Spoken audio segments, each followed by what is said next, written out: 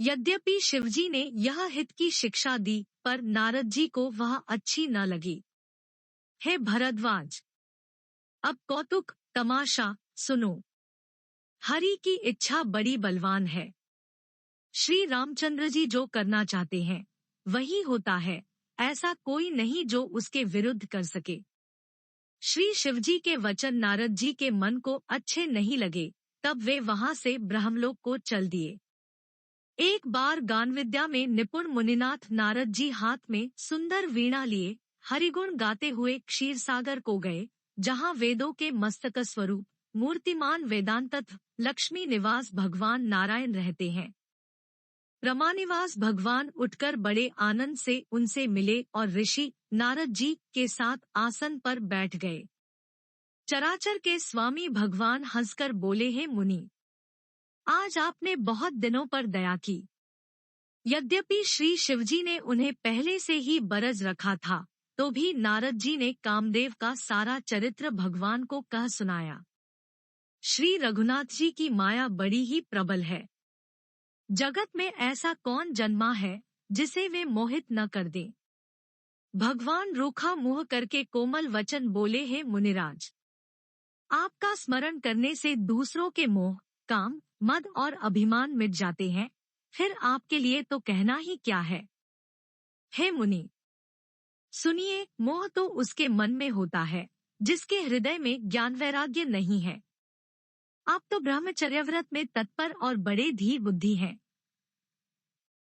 भला कहीं आपको भी कामदेव सा सकता है। नारद जी ने अभिमान के साथ कहा, भगवन, यह सब आपकी कृपा है। करुणानिधान भगवान ने मन में विचार कर देखा कि इनके मन में गर्व के भारी वृक्ष का अंकुर पैदा हो गया है। मैं उसे तुरंत ही उखाड़ फेंकूंगा, क्योंकि सेवकों का हित करना हमारा प्रण है।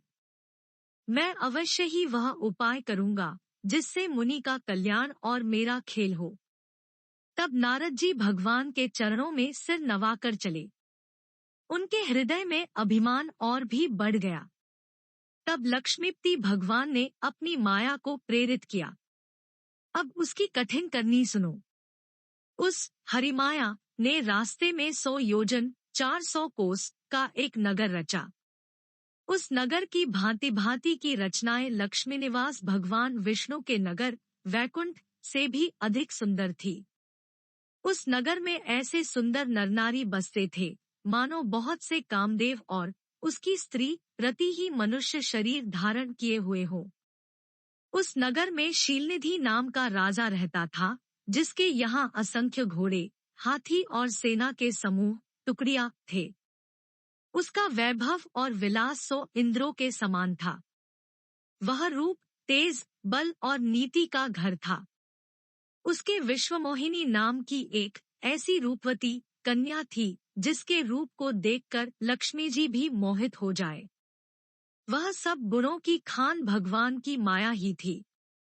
उसकी शोभा का वर्णन कैसे किया जा सकता है।